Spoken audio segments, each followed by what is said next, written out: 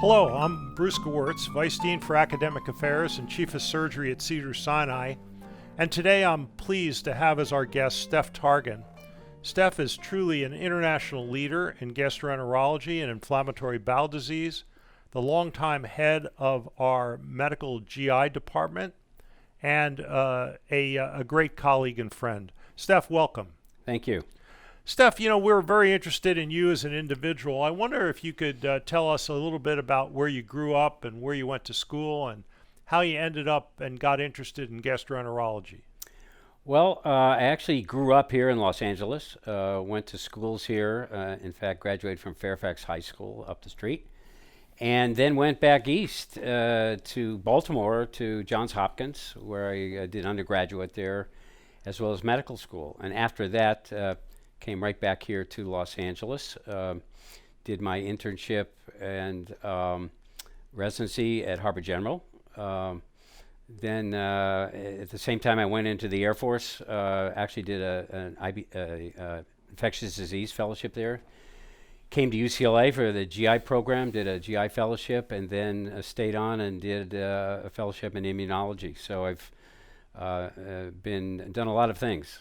And got interested in GI actually as a high school student, where I did research in the chief of GI at UCLA at the Times Laboratory, who was down at Harvard General, and just got just inspired by that in that sense, and know that was what I wanted to do was when I actually grew up.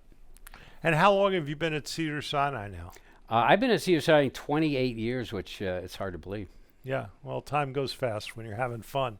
How did you get interested in the topic of inflammatory bowel disease? Well, it's interesting. It was really, I because I worked with the head of GI at that particular point in time for when I was in high school, I always had an interest in GI.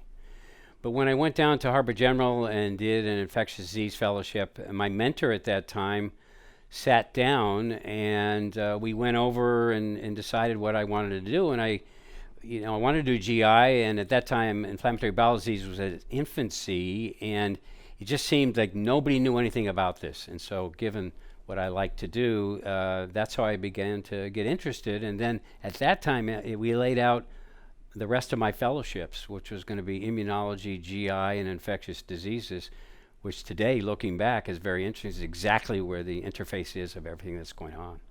So I know that inflammatory bowel disease is a very broad and variegated problem. How would you describe the cause of it? I mean, what's the primary mechanism, if there is one, and what might be some of the causes of inflammatory bowel disease? Well, I'm glad you said diseases, because it's a very set of complex processes and pathophysiology that arise in different types of patients with this. And it's really the interface between genetic predisposition, the microenvironment, which are the bacteria, virus, and fungi that are in the gut, and the environment, things that would manipulate those things and those interactions. So it's not a single cause in my mind. There are several different components that lead to it in different kinds of patients. So from my understanding as a simple surgeon, inflammatory bowel disease was first described in the 30s and 40s in New York City. Is that correct? Well, if you were really from Europe and England, it was really at the turn of the century, the first description, if you will, of both ulcerative colitis and Crohn's disease that became named because of the gentleman who observed it in New York. But that they occurred at that time. But it was really recognized right in the 30s. And are there, you mentioned genetic predispositions. I think initially, perhaps because of where it was first described, it was thought to be more common in Jewish people. Is that still the case? No, it's gone beyond that. At that time, I think it was first recognized and what it came out in that regard. But it's all ethnic backgrounds will get it. And it's interesting, the genetic background in each of those that are associated with the diseases tend to be, there's some overlaps, but there's some unique aspects of it that occur in each of those different ethnic backgrounds. Are there lineages and peoples that do not get inflammatory bowel disease? Well, yeah, it's there are people, for instance, the old hygiene theory of this that live in out in the rural parts of Africa. It's very uncommon, and it's not just because of the black background in Africa. But the rest of the world, it's all emerging now. So no part of that was the old. The new is it's all emerging, and every country that didn't get it, for instance, never was in Asia for a long time, it's now emerging. And it's thought to be as people westernize and westernized diet, which impacts the micro and macro environment of everything, it's now emerging everywhere. Now, I know there have been many changes in diagnosis and treatment of inflammatory bowel disease, many of which you've had a very fundamental role in. But what do you think over the last decade have been the biggest changes in treatment of inflammatory bowel disease? I think that the two things are the emerging of new treatments that are the so-called biologic treatments that affect it, but it's also a more aggressive treatment approach. So making sure people are treated earlier and more aggressively in the onset of their disease, knowing who's going to become more aggressive by various means, and then putting therapies to those individuals. And what's now emerging in the latter part of this is sort of menus of therapies, combinations of therapies, and now I think IBD has been the leader in this outside oncology, really precision medicine approaches to know which of these subset of patients respond to what kinds of medications. So it sounds to me like you're almost describing, like in cancer, an algorithm of treatment. And how do you determine which treatment algorithm to initiate? Is it based on specific measures of inflammation, or is it based on just, I hesitate to say, trial and error to see how the patients do? Well, I think it's right between those kinds of things at this point in time. So the first thing that came out, the first biologic that came out, a lot of people that were moderately and severe got treated with that without any knowledge of there was people that weren't responding. So at this time, the precision approach is attempting to do what you've just said in the end, predefine the individuals that are going to do best with which kind of therapy. But now there's it's more of algorithms that people have put together based on experience and trials and how to do it. But it's just emerging as far as unraveling that and making it more direct and specific.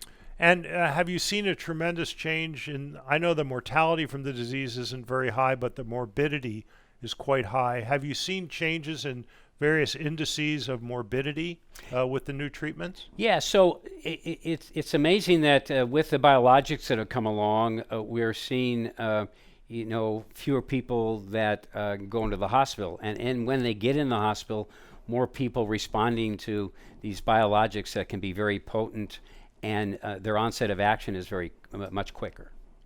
So if you were to look down the road, I know you and your group have made many great strides in using biologics in particular in the treatment of these patients.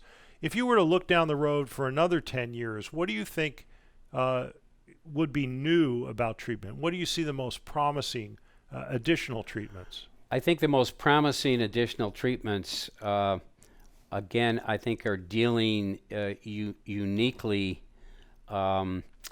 with, parsing out the individuals that are going to respond to that. I think there are new therapies that affect the inflammation directly, but what's coming along and what's emerging is unraveling of the bacteria and the microbes that are in your gut and how they impact that host and all of that, but then how the host that has genetic abnormalities and therefore abnormal things that affect the whole environment that's in the microbes. And I think in the next 10 years, that is going to be unraveled enough to now have menus that aren't just drugs treating the inflammation, but then manipulating those things as well. So when I was a medical student and surgical resident, there was this tendency to have sort of a, for lack of a better term, like a bimodal thought about inflammatory bowel disease, that you had Crohn's disease regional enteritis that had small bowel manifestations, transmural manifestations, versus ulcerative colitis that had more of a mucosal colonic manifestation. Are those sort of definitions being blurred now? Yeah, so we're trying our hardest to blur them because we think they're blurred based on what the underpinnings are, the different kinds of expression of this disease, and they are being blurred. So it was thought to be ulcerative colitis turns out to be Crohn's from other markers that people would look at, and vice versa. So it's sort of now, rather than Crohn's, and you see emerging as IBD 1 through 10. I'm just making up that number, but that could cross those two different types of disease that were thought to be. Do you think there will be some type of cure for inflammatory bowel disease, or something sort of quasi-preventative once you can find the genetic and other demographic markers that lead to inflammatory bowel disease? Yes, in fact, we here at Cedars and some other places are kind of leading the way, understanding